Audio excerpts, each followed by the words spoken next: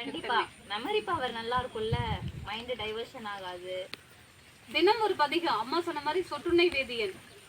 இப்ப உங்க வயசு பசங்க திருப்பாச்சேத்தி கிட்டத்தட்ட மதுரை பக்கத்துல பசங்க 100 ஒரு 50 பசங்க திருவாசகம் பாடுறாங்க. அவ்வளோ பசங்களும் புக்கை மூடி வச்சுட்டு ஃபுல்லா திருவாசகம் ஸ்டார்டிங்ல இருந்து லாஸ்ட் பதிகம் வரைக்கும் மனப்பாடமாவே பாடுறாங்க. அவங்களும் ஸ்கூல் படிக்கிற பசங்க தான்.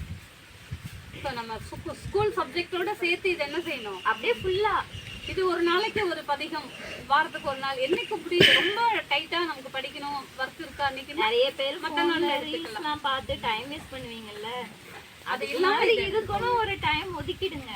ஏன்னா இதுதான் நாளைக்கு நம்ம கூடவே வரும்.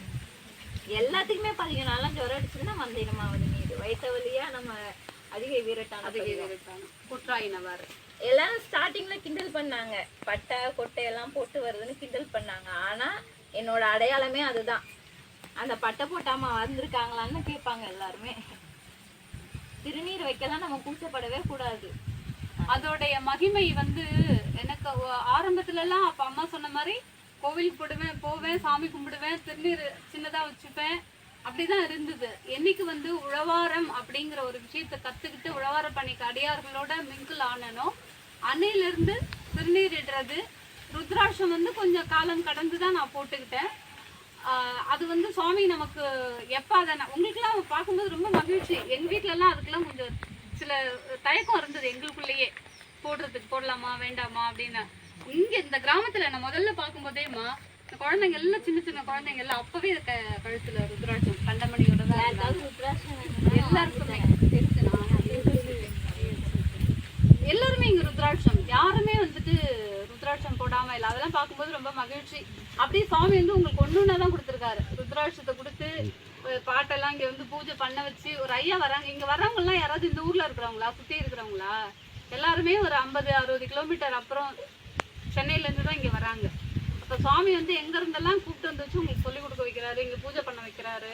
அந்த மாதிரி விஷயங்கள் உங்களுக்கு தானா கிடைக்குதுங்கும் போது நீங்க அதை என்ன செய்யணும், இறுக பிடிச்சிக்கிட்டு அதுல நீங்க பயபக்தியோட நல்ல ஒரு கத்துக்கணும். நீங்க கத்துக்கிட்டு இன்னும் நல்லா வளர்ச்சி அடையணும். அதுதான் தேவாரம் திருவாசகம்னு தயங்கவே கூடாது. பதிகம் கேட்டா வெக்கப்படவே, ஷைலாம் இப்பதான் கொஞ்சம் கொஞ்சம் குறைஞ்சிருக்கு. உங்களுக்கு அந்த ஷைனஸ் போகணும். முதல்ல நம்ம அம்மா போயிட்டால ஏதாவது வேணும்னா நம்ம எப்படி கேட்போம், வாய் விட்டு தானே கேட்போம். சாமி கிட்ட போனா நான் ஒரு வருதோ வரலையோ 4 வார்த்தை பாடிருங்க, அவ்வளவுதான்.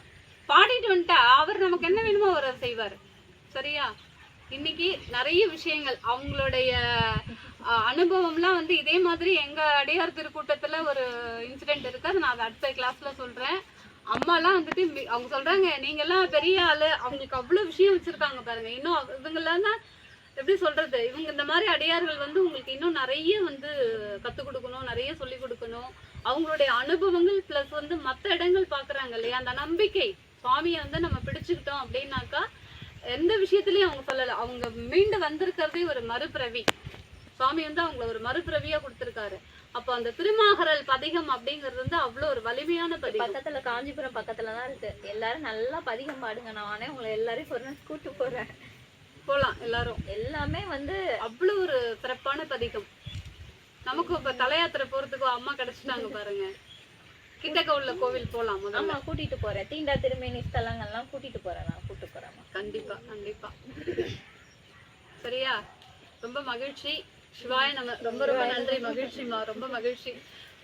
இது இவங்க சொல்லியிருக்கிற விஷயங்கள் எப்பவுமே உங்க மைண்ட்ல வரும். அப்ப நீங்க இந்த தேவாரம் திருவாசகத்து மேல எவ்வளோ நம்பிக்கை வைக்க போறீங்கிறது போக போக நம்ம பார்த்துக்கலாம். சிவாய நம. திருச்சிற்றம்பலம்.